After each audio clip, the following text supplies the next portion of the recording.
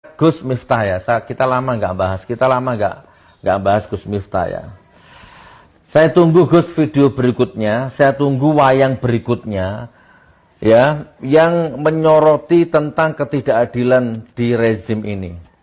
Jadi gambarkan ini, jangan hanya masalah sentimen Wahabi terus ente serang seperti itu dengan wayang yang begitu rendah. Coba kan. Kalau kamu mau Gus, sebenarnya kamu nggak akan kehabisan bahan. Bikin wayang, tok, polisi, umpama ini. Kenapa setiap ada orang masang baliho 50 km, kamu selalu berusaha menurunkannya, hai polisi, tok, jender. Ya, kan bisa. Ini minyak goreng langka, ini siapa malingnya, siapa yang nimbun, tok, jender, kan bisa. Nggak akan kehabisan bahan. Menteri siapa itu? Menteri siapa itu? Yang bikin peraturan JHT yang bisa diambil umur 56. Kasih fotonya dia. Itu uang rakyat.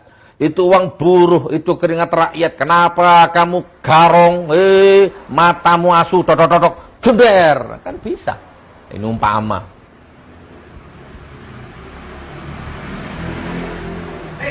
Jadi budaya itu oke, saya langsung. Bahkan nih kalau saman mau tak kasih bahan ini. Subhanallah. Rezim. Bahkan kalau kamu berani sebut namanya. Jokowi. Dulu kamu janji buyback Indosat, mana janjimu, dasar pendusta. Tok. Jokowi, kamu dulu janji mobil SMK, sudah 6.000 unit yang terjual, mana janjimu pendusta. Tok. Tak tunggu videomu itu. Berani. Jokowi, kamu dulu janji ekonomi naik 7%, mana janjimu? Kamu dulu janji, ini Jokowinya. Saya berasal dari keluarga Katolik, sejak TK sampai SMA saya di sekolah Katolik, saya masuk Universitas Indonesia. Saya selalu merasa dijaga oleh umat Muslim Indonesia. Saya tidak pernah merasa bahwa kita punya isu agama dari dulu, berdampingan, bersama, nggak ada. Saya sebagai minoritas tidak pernah merasa terancam sedikit pun. Karena saya tahu sebagai minoritas kami tahu diri dan juga tahu yang mayoritas selalu menjaga minoritas. Jadi isu itu biasa saja. Saya ingin menceritakan pengalaman bagaimana kami bisa hidup seperti ini. Ketika saya masih kecil begitu, kan dari dulu kita hanya punya TVRI ya. Tolong jangan ditanya tahunnya. Waktu masih kecil gitu, terus selalu ada azan maghrib di TVRI. Saya almarhum itu selalu mengatakan, termasuk besarkan mic saya, besarkan volumenya. Televisi itu, ibu saya mengatakan, kita nggak tahu apa artinya, tapi saya tahu ini adalah alunan kemuliaan untuk Tuhan. Jadi kami sudah diajarkan bahwa kita hidup itu tidak sendiri, kita berbeda dan tidak ada yang salah dengan perbedaan itu. Selama kita tahu diri, kita menghargai dan menghormati perbedaan itu. Dan buat saya, nilai dalam keluarga itulah yang membuat saya memiliki, dan kakak-kakak saya memiliki pemahaman seperti ini. Jadi penting sekali nilai yang ditanamkan di keluarga, Pak Menteri. Ya, terima kasih Mbak Rosi. Jadi selama ini sama sekali tidak merasakan sebagai bagian dari minoritas, begitu ya? Justru merasa dijaga oleh. Saya merasa begitu. Dan sampai sekarang, sampai saat ini seperti itu dirasakan. Ya, jadi begini, dengan era sosial media, kita mendengar banyak, ada begini, ada begitu. buat saya kita menyaring sendiri gitu.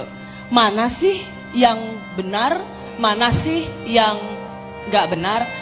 Buat saya begini, setiap agama pasti ada orang ngaconya, Pak Menteri.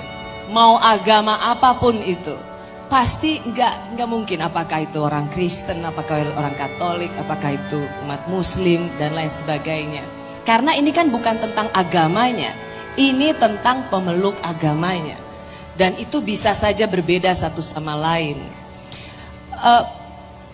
Buat saya, kalaupun ada seperti itu di sosial media, itu biasa saja. Itu tidak mengganggu pandangan saya dan penghormatan saya pada umat Muslim pada umumnya. Dan saya mau bilang begini, Indonesia adalah negara demokrasi dengan populasi Muslim terbesar di dunia.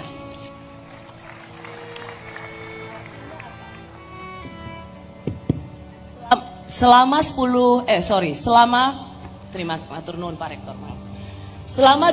tahun reformasi dari masa Orde Baru yang tadi diceritakan oleh Gusmus masuk ke era reformasi saat ini, kita punya banyak PR, kita punya banyak kendala. Tetapi selama 20 tahun ini, Indonesia telah membuktikan sebagai contoh masyarakat Muslim dengan sistem demokrasi yang terbaik di dunia. Dunia harus belajar dari umat Muslim Indonesia. Dan Rosi, itu membanggakan sekali. Apakah dengan demikian fenomena yang terjadi di sosial media kita belakangan ini, yang seringkali kita temui ungkapan-ungkapan yang tidak pada tempatnya lah, yang terlalu hitam putih, mudah menyalahkan, bahkan atas nama agama lalu kemudian merendahkan sesamanya misalnya, seperti itu sesuatu yang tidak perlu terlalu dikhawatirkan. Apakah itu merepresentasikan, mewakili bangsa kita secara keseluruhan, atau itu hanya sosial media yang tidak bisa dimaknai mewakili? Jadi bagaimana itu melihatnya? Bahwa kita harus waspada, ya. Bahwa kita harus bahwa kita tidak bisa memandang remeh, itu ya. Tapi bahwa kita harus membesar-besarkan, bahwa kita kemudian harus paranoid, menurut saya tidak.